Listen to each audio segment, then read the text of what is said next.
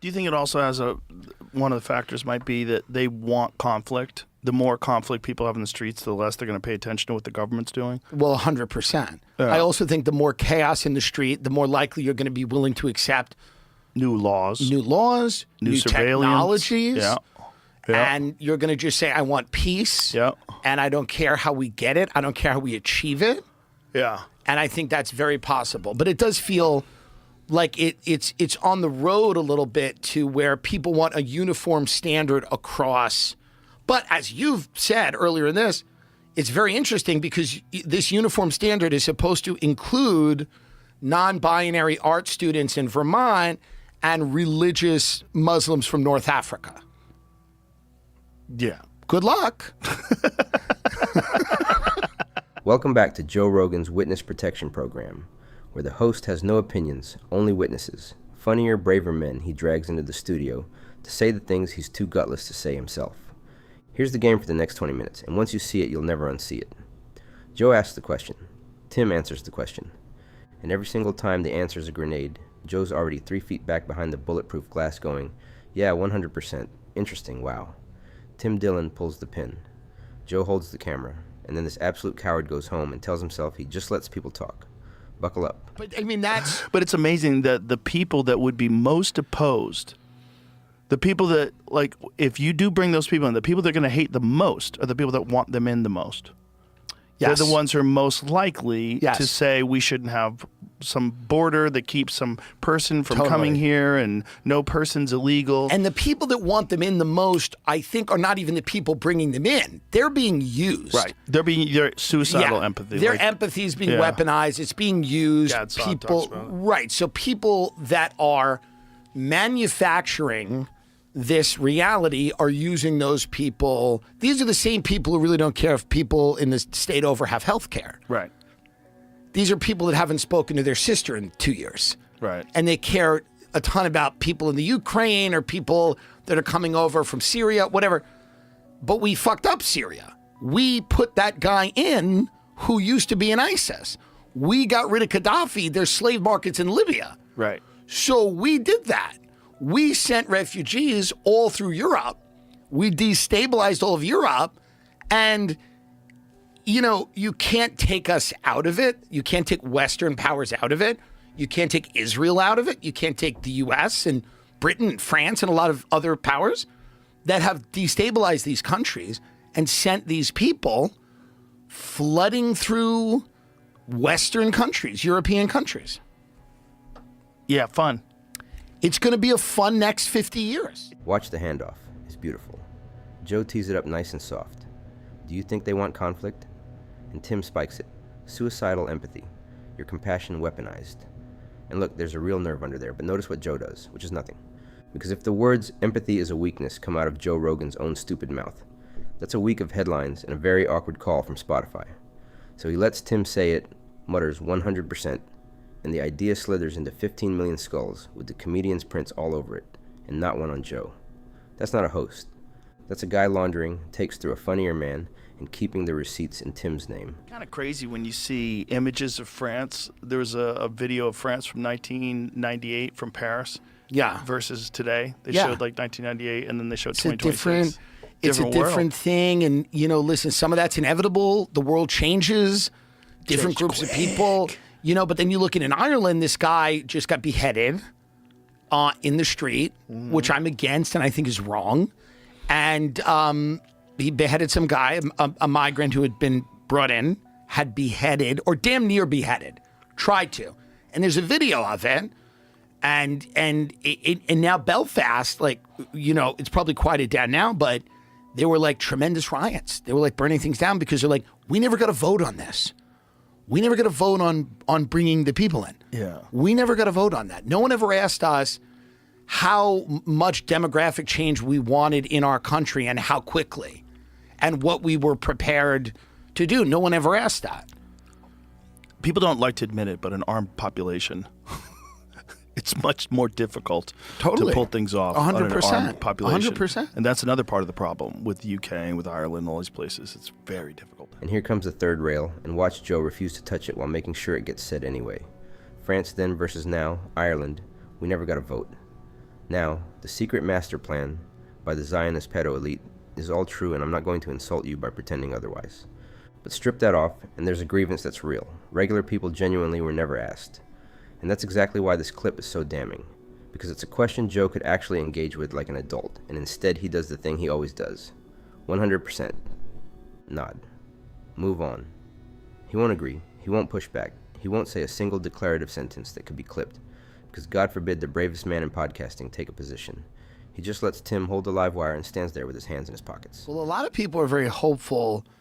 I wasn't one of them per se, but this idea that we were on the edge of some disclosure, that the government was going to start telling us things about extraterrestrials, and remember that? Well, the creepiest one It's that kept ended. going around was that they had brought together a bunch of pastors to talk to them about disclosure, because disclosure is going to disrupt the fabric of society so greatly. Right. And the question was, what were they going to tell them? And so what I have been hearing from people that supposedly know things about UFOs was that they were told that religion was created by aliens to keep people in line, and that humans are the product of accelerated evolution, and they needed some sort of an origin story that made sense with rules and morals and ethics and guidelines to follow and something to worship, because without that, people are lost. And so that these aliens have created that. Well, please let Trump say that in a press conference. He's the president to say that. Yeah, I got to talk to him. He's the I'll have dinner president with him. to get on there and go, guys, listen, we don't know what's going on. The Straits of Hormuz, they're open, they're closed, they're open, they're closed. Who gives a fuck anymore? Anyway, there is no God. You were all created by aliens, and you were told a bunch of lies about it. Good luck. Keep going to work. Markets up. Straits open, markets up. Watch this man's entire nervous system unclench. 30 seconds ago, the topic could have torched his career, and he was grunting in monosyllables. And now it's little green men, and suddenly he's Christopher Columbus, leading, theorizing, alive. Why? Because nobody on Earth has ever lost a sponsor over a UFO, you magnificent fraud. This is Joe's safe space, the kiddie pool, the one conspiracy that cost him absolutely nothing and lets him cosplay as a fearless truth seeker. Map which topics shut him up and which ones turn him into a golden retriever, and you've got a perfect x-ray of this man's spine. Spoiler, there isn't one. It's not even that there is no God. It's that the God story that you've been told it's formulated in a way for your tribal primate brain to accept and understand. Right. And that there's probably a true story to all of it. If you go back far enough, and if you got the actual events that they were trying to lay out, there's too much of stuff that's in the Bible that is historically verifiable. Totally. But do you think they didn't tell people that because they thought it would be too disruptive? Well, here's the thing. There's a lot of stuff that, when you talk about the Bible, right, you're talking about a series of stories. Sure. Right? Especially when you get to the Old Testament. It's a series of stories. And some of these stories aren't in the Bible that were a part of the religious canon of the day. And one of them is the Book of Enoch. So Anna Paulina Luna told me about. She's like, you really have to read that.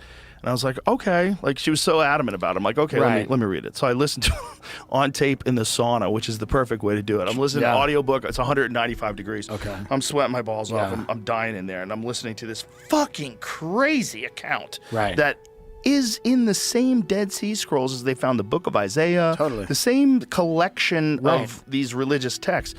And it's all about how the Watchers came down and mated with the daughters of man and chose them as wives, and then created this race of beings called the Nephilim, which were giants that ruled the earth. This is in the Bible. They talk about the Nephilim in the Bible. In the Bible, they talk about Enoch. He's referenced in the Bible. Right. But the Book of Enoch, the stories that are in the Book of Enoch, are fucking bananas. Completely bananas. And the only reason why it's not in the Bible, a bunch of rabbis decided that it didn't align with the Torah. The Torah or the Talmud, I forget which one. But they decided this contradicts some of the stories that are in other religious texts, so we're going to keep that one out. Interesting. Because it was a collection of these things that's all together. Who were these rabbis? Exactly. Right. Well, who are all these people that wrote these things down? Credit where it's due. The bit rips. There's no God. You were all made by aliens. Good luck. Keep going to work. Markets up. Bleak. Hilarious. Tim's a pro. But understand what it's doing in the machine. It's the bleach. It's the laugh that scrubs the last 3 minutes out of your memory. So you don't sit there going, Wait, what did the room just agree to? Joe books this guy specifically because Tim can go from existential horror to a stock market punchline with no seatbelt and a grin, and the whiplash is the entire product. You're cackling too hard to notice you're being handled. When they're watching that UFC event in their house in St. Augustine or Tampa or fucking West Palm, whatever it is, and that guy stands up because Michelle Obama is a man, it's the culmination of things that they're not going to beat that. It's hard to beat that. There were houses that cheered when that happened. 100%. It was 100%. How many do you think? Over the whole country? It was audible in Florida.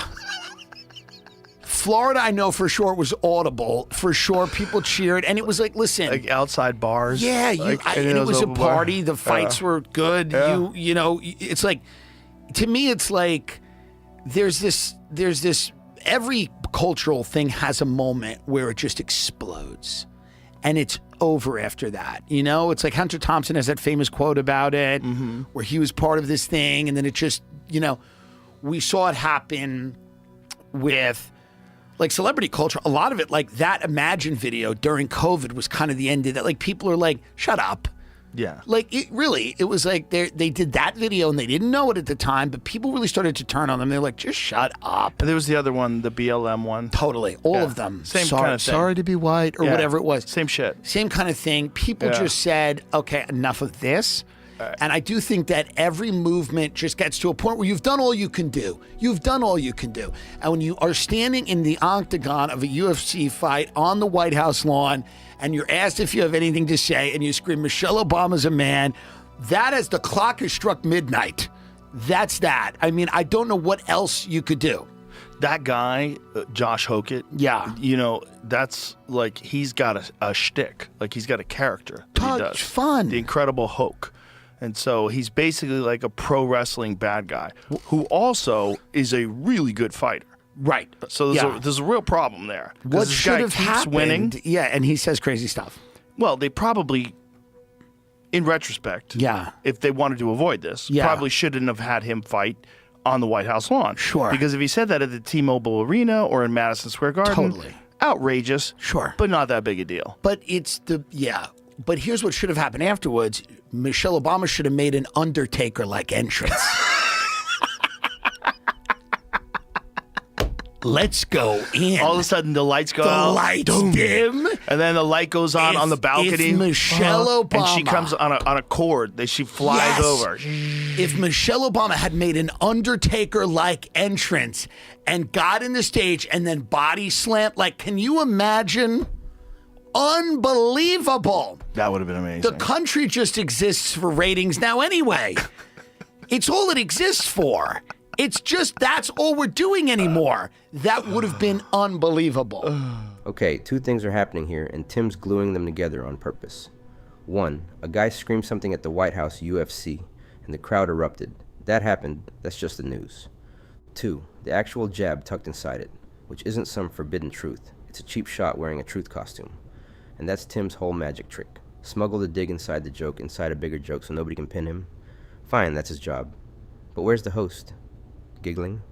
Always giggling. Never once the adult in the room who goes, all right, the moment's real. The dig's just a dig. Because separating them would require Joe to think out loud. And this man would sooner eat the microphone. There's a moment after senior prom or, you know, some party that you have senior, you know, the summer, and you're looking around at all your friends, you're all high and drunk, and you're looking around, and if you're smart, and most people, a lot of them have this thought, they go, this is never going to be like this again. Right. This will never be like this again. We'll never be able to get together on the White House lawn and do motocross and watch UFC and call Michelle Obama a man. It started when he walked down the escalator. We went through a lot of things. The guy almost got shot. Who knows who did it? No one knows. No one seems to care. Whatever. Fine. Moving on. But you know, he's gone through many iterations. He's been out. He's been in. It's the most interesting story, really, in recent human history. And this is the party to throw. And it's wild because we're not going to win the Iran war. We're not going to win the Iran war. It seems very clear that it's very difficult to imagine a scenario where we come out with like a decisive victory. So instead of that, we did this. The country just exists for ratings now. Stop. Roll it back. That's the single truest thing said in 3 hours. and it's devastating. And these two geniuses don't realize they're standing in the example. A cage fight on the White House lawn while we're losing a war. A crowd screaming like it's a buzzer beater. And Tim's getting all misty about it. We'll never get to do this again.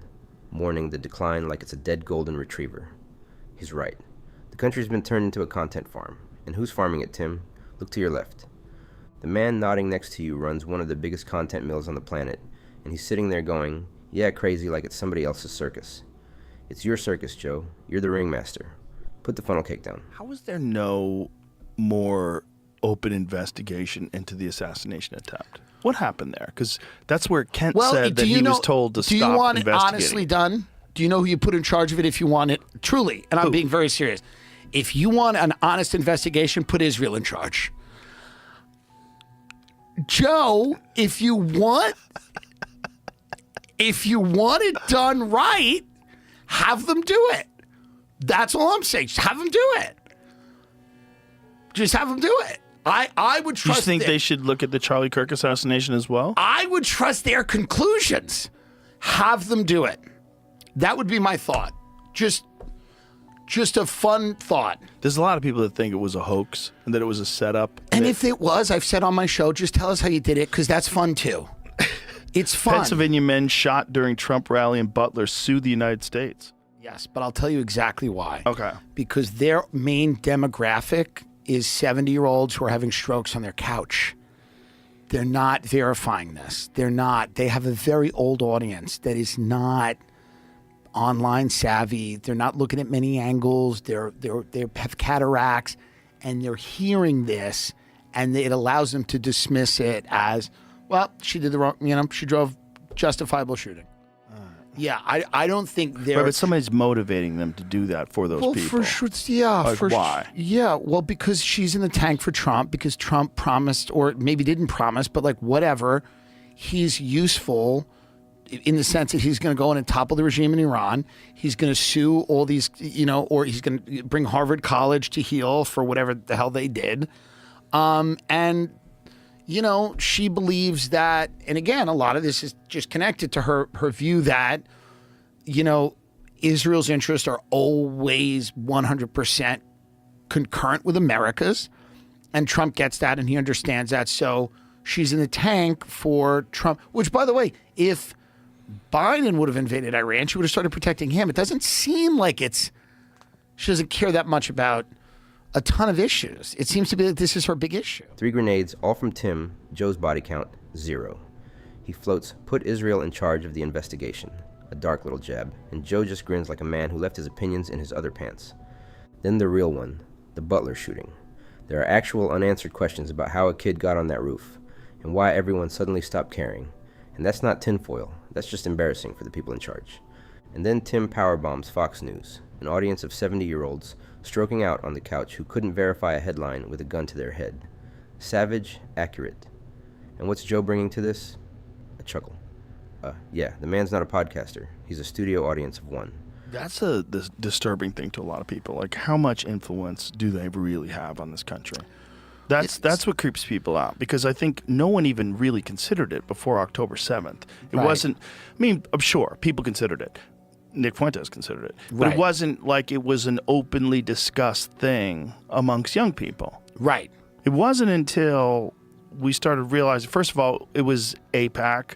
It was the weirdness of the New York City mayoral race. Yeah, of course. Very weird. Where they were all like, we're going to visit Israel. Like, what? Well, it's also in direct opposition to the stated goal of the Trump administration, which is to repair the United States and to make it great and to elevate it and to focus on the United States and to not go into Middle Eastern wars, which was a huge, very popular plank of his platform, and to not waste money and saddle ourselves with debt and mire ourselves in these unwinnable wars. And there was such a gaslighting campaign. The Secretary of State came out after the Iran war and goes, well, Israel's going to attack them anyway, and our bases were going to be vulnerable, so we had to join. And then he went, no, I didn't mean that. I didn't really mean that. We're partners, and we both think it's a great idea. And there was tremendous pressure on him to do this. Yeah. And, it hasn't worked. And it's clearly not in the interest of the United States to be in a Middle Eastern war with Iran. And here's the part where I'm not going to let you walk into a landmine. So listen. Tim slides into how much influence do they really have, and drops Nick Fuentes' name like he's quoting a respected analyst. Fuentes is a hero of the people. Oh, it's obvious Joe does not even go into what Tim just said. So this beat isn't a brave truth. It's the exact moment a host with a functioning brainstem says, great topic, and what does Joe do? Nothing. Doesn't flinch, doesn't object, doesn't draw the line. Because drawing a line is, say it with me, Tim's job tonight.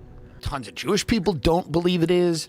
Lots of, people from all walks of life don't believe it, but there's an ideological group of people that donate a lot of money and that are incredibly powerful, and they are really pushing this. They're pushing troops and they're pushing nukes. Yeah. They're unconventional weapons, like crazy bombing campaigns. They're pushing troops on the ground. They don't care what it takes. Iran has to be either completely destroyed or it's just got to be a chaos zone. But for the regional ambitions of Israel, it can't exist. So, again, and not in a paranoid conspiratorial way, because I don't like the victim stuff either, as a bunch of people in America being like, I can't get ahead because Jewish people are successful. I think that's a stupid road to go down. That's a victim road. I hate that. I hate it when gay people do it, or anyone, any group of people. I hate when they drench themselves in victimhood. I think when you become a victim, you lose autonomy over your life. It's insane. But I do think there's a fair question to ask about what is the motive of certain massive big donors? Is the motive the strength and prosperity of America, or is it the strength and prosperity of Israel? That's a fair question. Yeah. And what about the rest of the world? How much are we putting ourselves at odds with the rest of the world? And this is the big one. This is the take the entire legacy media is built to keep off your screen. And Tim just walks up and says it. The Iran war is a disaster nobody voted for. The public didn't want it. And a handful of obscenely powerful donors in a lobby shoved it down the country's throat anyway. IPAC is real. Donor money steering foreign policy is real. And it's documented, and who actually benefits from a war we never asked for is the most basic question in politics. And here's the whole video in one shot, folks. Watch who's doing the careful, dangerous grown-up work. It's Tim. Tim's the one laying out the lobby, drawing the lines, building the actual argument. And Joe? That's a fair question, yeah. That's it. That's his entire contribution to the most radioactive subject in American media. He nods. The guest writes the indictment, and the host signs it in invisible ink. 15 million listeners, the bravest topic on the board, and Joe Rogan risks exactly nothing but his neck muscle stamina from all the nodding. Trump again suggests a Vance-Rubio 2028 presidential ticket, or perhaps Rubio-Vance. So it'll probably be those two. Interesting. But do you think that people are going to want to buy into another Republican Party? No, it'll be a Democrat. I think it'll be a Democrat. Who do you think wins? I don't know. I think it's somebody that we don't know who it is yet. I think it's somebody that we don't know who it is. I don't think it's Newsom. I don't think it's AOC. I think it's somebody that comes from a red state, who's a Democrat governor, a purple state. We don't know who they are yet.